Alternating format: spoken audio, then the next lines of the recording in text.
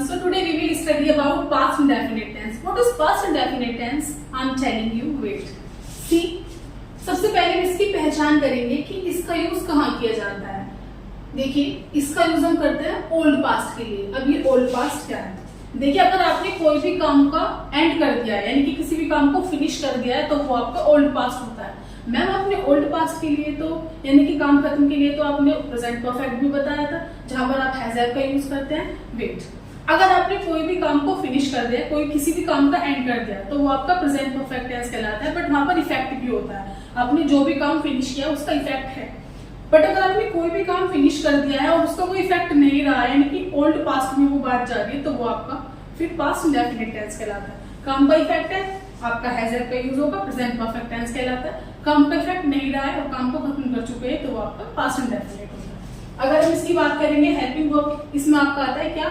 देखिए, ये थोड़ा आपको हार्ड लग सकता है, इसको आपको समझने की जरूरत है, थोड़ा अच्छे से समझिएगा, समझ आ जाएगा इजीली। इसमें क्या होता है कि हेल्पिंग वर्ब आपने डिड ले ली, बट अगर हम बात करेंगे मेन वर्ब की यानी कि एक्शन की, तो इसमें वर्ब की सेकंड फॉर्म लगाता है।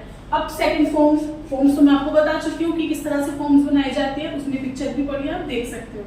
देखिए, जब आप पॉजिटिव सेंटेंस बनाते हैं तो उसमें आप वर्ब की सेकंड फॉर्म का यूज करेंगे, बट जब आप नेगेटिव सेंटेंस बनाएंगे तो उसमें क्या होता है कि वर्ब की सेकंड फॉर्म ना आकर डिड नॉट के बाद वर्ब की फर्स्ट फॉर्म ही आती है। तो इसको थोड़ा आप अच्छे से समझिएगा, आपको समझ आ जाएगा। ओके, तो आइए अब हम कुछ एग्जांपल्स देखते हैं पास्ट इंडेफिनिट टेंस के। First sentence is I went to party. अब ये जो वेंट है, जो मैंने यहाँ पर ये वेंट लिख रखा है कि वर्ब की सेकंड फॉर्म है, इसका मतलब है कि मैं पार्टी में गया था। जब आप पॉजिटिव बनाएंगे तो आपको वर्ब की सेकंड फॉर्म लगानी है, तो वेंट यहाँ पर वर्ब की सेकंड फॉर्म है। नेगेटिव अगर आप देखेंगे, she did not go to party, वह पार्टी में नहीं गई थी। अब यहाँ भी पार्टी में जाने की बात हो रही है, बट यहाँ पर पार्टी में वो नहीं गई थी, तो आपने पॉजिटिव में गो का वेंट दिया, और जब आप नेगेटिव बनाओगे तो डिड नॉट के बाद क्या आएगी? फिर फर्स्ट फॉर्म ही आएगी।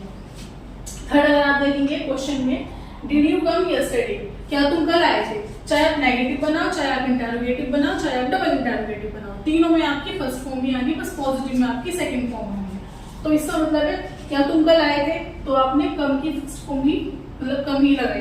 Okay, and fourth is where did you go yesterday, तुम कल कहाँ गए थे, तो यहाँ पर भी आपने फर्स्ट फॉर्म ही लगाया यानी कि गो।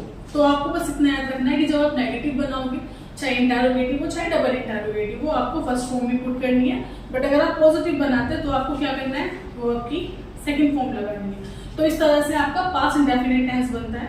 इसमें अगर आपको कोई भी क्वेश्चन करना हो, कोई भी क्वेरीज हो, तो आप कमेंट में प्लीज मुझे बताइएगा, मैं इस पर पूरी लॉन्ग वीडियो बनाऊंगी। Okay, thank you so much.